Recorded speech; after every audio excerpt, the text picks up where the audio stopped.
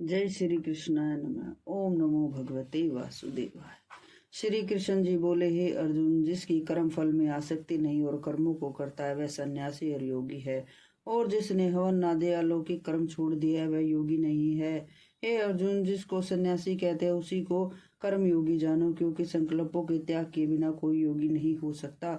जो मुनि योग प्राप्ति की इच्छा करते हैं उनके लिए उनका साधन कर्म ही है, और उनके योगी होने पर उनका ज्ञान पूर्ण हो जाना उनके चित्त का समाधान है। जब मनुष्य विषय और कर्मों की आसक्ति से छूट गया है और वासनाओं को उसने त्याग दिया, उसी समय वह योग रूढ़ कहलाता है। जिसने मन स्वाधीन कर लिया है वह अपना हितकारी है, और जिसने विवेक का त्याग कर दिया वह स्वयं ही अपना शत्रु है। मन को जीतने वाले शांत स्वभाव मुनि की आत्म शीत उष्ण दुख सुख मान और अपमान हीन के होने पर भी अत्यंत स्थिर रहती है।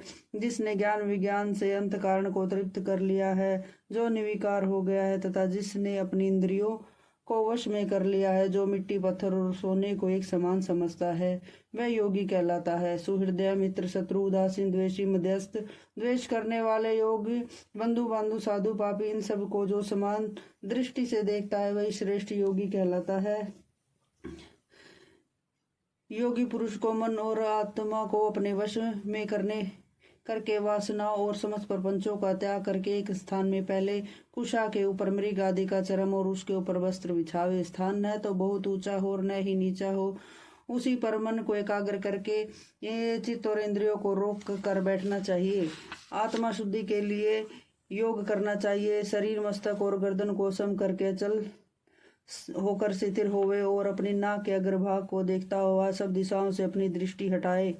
ये भय रहित होकर शांत चित्त से ब्रह्मचर्य का व्रत का पालन करे। मन को रोक कर मुझ में ही लीन हो मन को योग में लगावे। इस प्रकार मन को वश में करने वाले योगी को निरंतर योग अभ्यास करते रहने से मुझ में रहने वाली तथा अंत में निवारण पद अर्थात मेरे स्वरूप में मिलने वाली शांति प्राप्त होती है। हे अर्जुन, जो अधिक भोजन खाता है या अनेक दिन उपवास करता है, जो कुछ और बहुत सोता या जागता है, उसको योग प्राप्त नहीं होता। जो उपयुक्त आहार विहार करता है तथा कर्मों का रीति योग से पालन करता है तथा जो यथा समय सोता और जागता है, योग ऐसे पुरुष का दुख मिटा देता है। तुम संयम को प्राप्त हुआ यह चित्त अपने आत्मा में स्थिर हो जाता है और सब कामनाओं से निवृत्त हो जाता है, तभी योगी मोक्ष पद पा जाता है। जिस प्रकार वायु रित स्थान पर रखा हुआ दीपक चलायमान नहीं होता, उसी प्रकार योगी अपने चित्त को निश्चल रखकर उसका संयम करता है और अंतःकरण की समाधि लगाता है।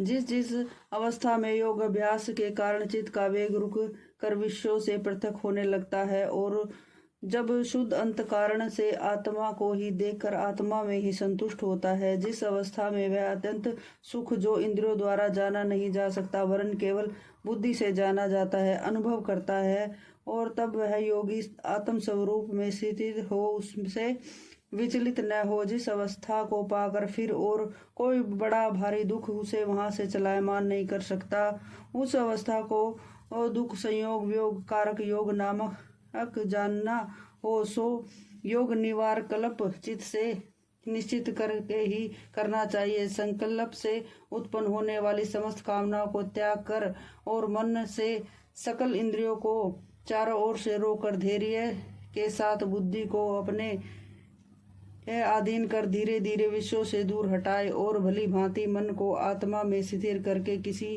पदार्थ की चिंता न करे। वह चंचल और स्थिर मन जिधर जिधर जाए उधर उधर से उसको हटाकर आत्मा के वश में करना चाहिए।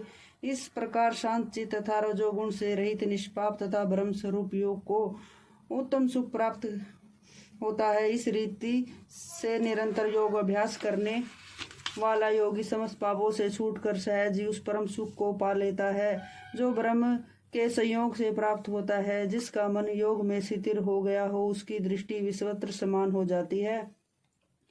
वह सब प्राणियों में अपने को और अपने में सब प्राणियों को देखता है।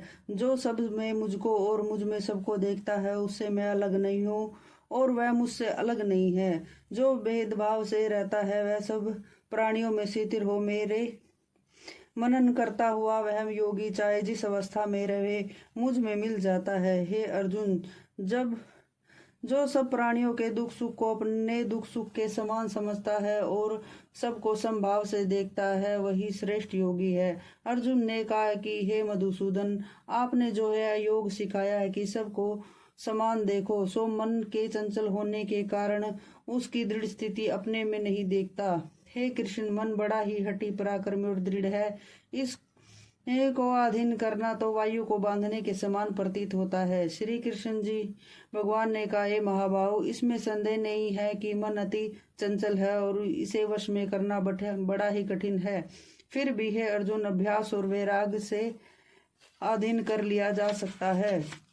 जिसका मन में वश नहीं, उसको योग अत्यंत दुर्लभ है, ऐसा मत है। परंतु मन को वश में करने वाले प्रयत्न करते रहने से उन उपाय द्वारा योग को प्राप्त कर सकते हैं। अर्जुन ने कहा, हे कृष्ण, जिसमें श्रद्धा तो है पर जो योग प्राप्त करने में सफल नहीं हुआ और जिसका चित्त योग से विचलित हो गया है, उस योग सिद्धि नहीं पाने से किस गति को पाता है। हे महाबाहो, जिसका पहला आश्रय भी गया और ब्रह्म प्राप्त भी नहीं, उन दोनों ओर से भ्रष्ट होकर विचिन्न में के समान नष्ट तो नहीं हो जाता। हे कृष्ण, मेरा यह संदेह दूर करने की कृपा करें, इसको आपके सिवा कोई दूर नहीं कर सकता।